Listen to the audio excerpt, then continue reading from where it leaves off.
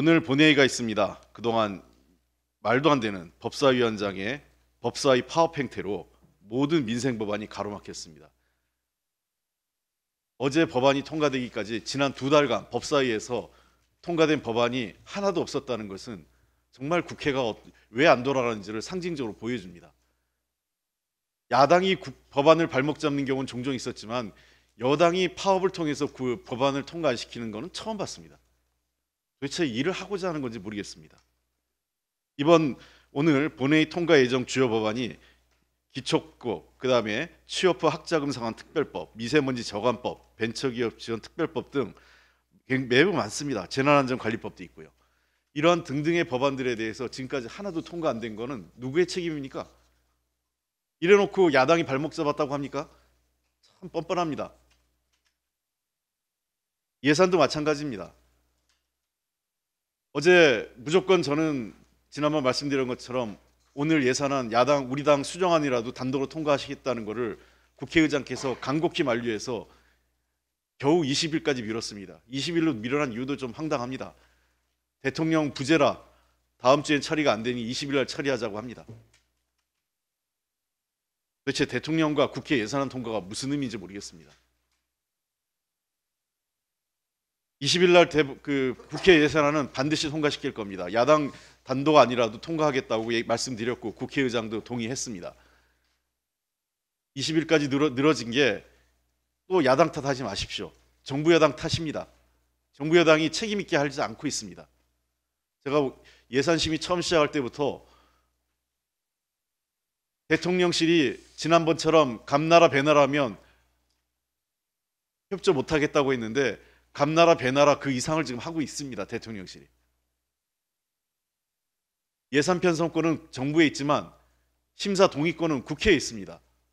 도대체 헌법에 국회 심사 동의권을 대통령과 정부 관계자들은 전혀 존중하지 않는 겁니다.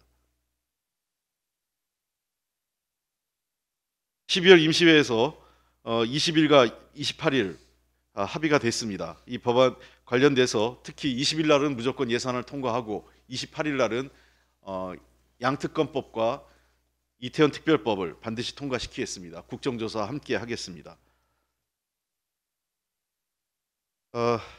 분배지표가 개선됐다고 하지만 실제 서민과 취약계층이 더 어려워지고 계층 간 격차가 확대되고 있습니다. 지난해 상용근로자 가구소득은 3.3% 증가했는데 그 반면에 임시일용직 근로자 가구는 1.38% 증가에 그쳤습니다. 또 소비자 물가 상승률은 5.1%로 늘어났기 때문에 사실상 실질 소득은 줄어든 것입니다. 그리고 전체 자산이 감소했는데 전월세 보증금 자산은 4.7% 증가했습니다. 주거비용 부담이 늘었다는 것이죠.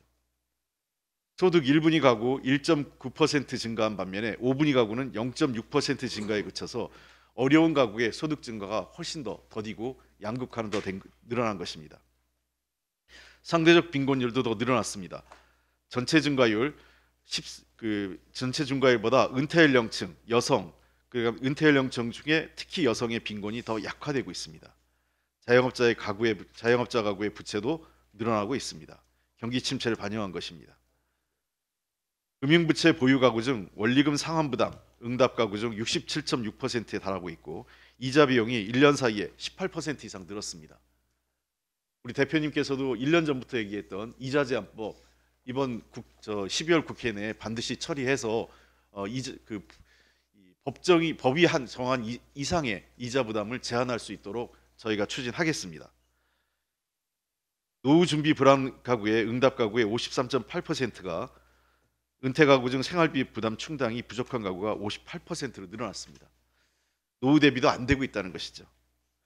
계층 간 격차가 확대되고 자영업자, 고금리, 불안한 노후 모든 것이 민생이 어려워지고 있습니다. 정부와 국회의 역할이 어느 때보다 중요한데 도대체 정부는 이런 데 마음이나 있는지 모르겠습니다. 해외만 나가시고 달랑 29표 받고 그럼 도대체 정부의 관심이 뭐고 정부가 뭘 하려는지 모르겠습니다. 민생에 관심이 있으십니까? 29표 정부가 도대체 뭘 하자는 겁니까? 윤석열 정부와 정부 여당의 각성을 다시 한번 촉구합니다. 이상입니다.